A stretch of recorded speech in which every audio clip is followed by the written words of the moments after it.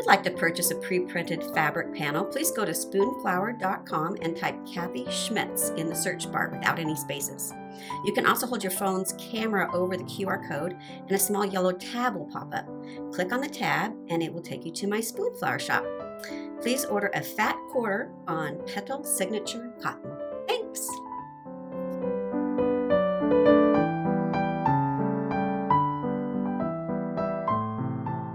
Hello and happy August. So this is another simple block. I don't know if you love acorns as much as I do, but there's something about those little guys that just makes me so happy. So I love going for walks and finding little treasures. So I'm going to start this with a little tail. So I left about 3 inches and I leave it on top so that it doesn't get hooked up with some of my other stitches underneath. And after I've done a few stitches, or when I'm done with this thread, I can go back and thread this underneath some previous stitches to hide it so there's no knot. So these little acorns are just very simple little stem stitches. So again, 8th to 16th, 16th to an 8th. And since I don't mind it having just a little bit of a point, because some of them do, I'm going to come out just right at the base of that point, just a couple threads under that final stitch.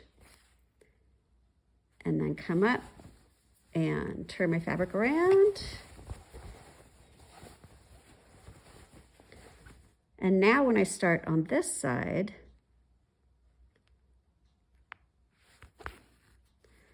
you can see that by doing that, it really came to a really, really nice little point at the tip right there.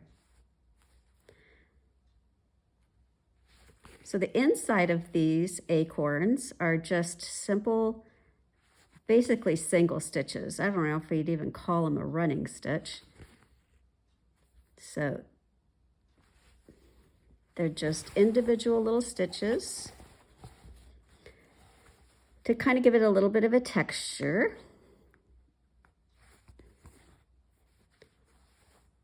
And then I'll finish these little guys up. And once I get these lines done, these little tiny lines, then I will start stitching the cap. And the cap is done with a stem stitch also. So really easy. I know we've done it before.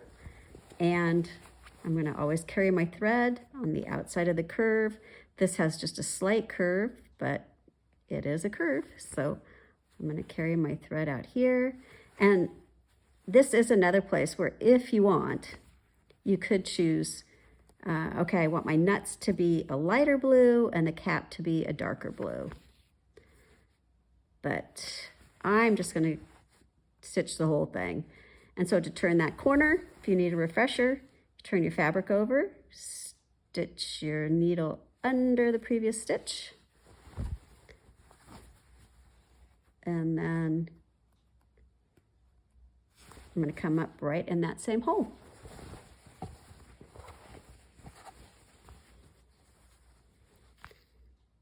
And continue that around. So this one is everything we've already gone over. And as we get near the end, we'll find that more and more because there's only so many stitches that I do. So this one, we're going to do the stem here, these little tiny straight stitches. And if you want on the leaves, on some of these little tiny spots like that, you could end it with a fly stitch and a fly stitch if you want. And then these lines are just a stem stitch. So this month is another fast one. It's kind of like, well, July was pretty fast, yeah. Some months take a little longer than others. But I kind of wanted it to be so that when you looked at the entire piece, it wasn't too busy. There were spots for your eyes to rest because some of the blocks are really busy. you know, like the watering can's pretty busy. So it's kind of nice to have a block that isn't quite as busy mixed in there with it. So I'm going to go ahead and do a little bit more stitching on this. So working on this leaf, I wanted to show you what I meant about doing a little fly stitch for this little nub right there. So that's a fly stitch there. And then I stem stitched down to here. And now I'm going to do another little fly stitch. So fly stitches don't have to be, you don't have to start exactly right across from where you began. It can be anywhere. It's basically just catching that thread under the needle. So I'm going to start down after the little loop a little bit and bring my needle up at the top of that little nub and carry my thread under the needle and pull away and then tack it right on the other side. And that's just an easy way to make a really nice tight little curve like you see on those leaves. And then to begin the stem stitches, I'm going to come down to halfway down that side stitch or piece of thread there, and then just continue my stem stitch. Oh, that was a big stitch. But am I going to take it out? No, I'm not.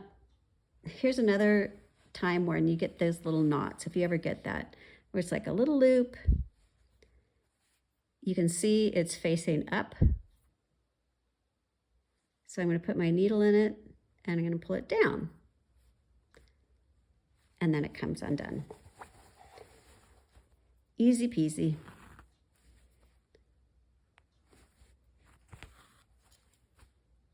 And now the outside of that leaf is done, and all I have to do is stitch the vein, which is going to be more stem stitch. So this is the back side, and I have stitched up the center of the vein, and I can see, I don't know if you can or not, through the fabric, that that's where the next vein starts. So there really isn't any need to, you know, knot your thread or cut your thread, but it is important, I think, to thread your needle under previous stitches before you start beginning to stitch again, because you don't want to have a long, loose thread that can get caught on things. And then I can just see through the fabric that that's where I want to begin. Just pull my needle out. Let me try that again. Right there.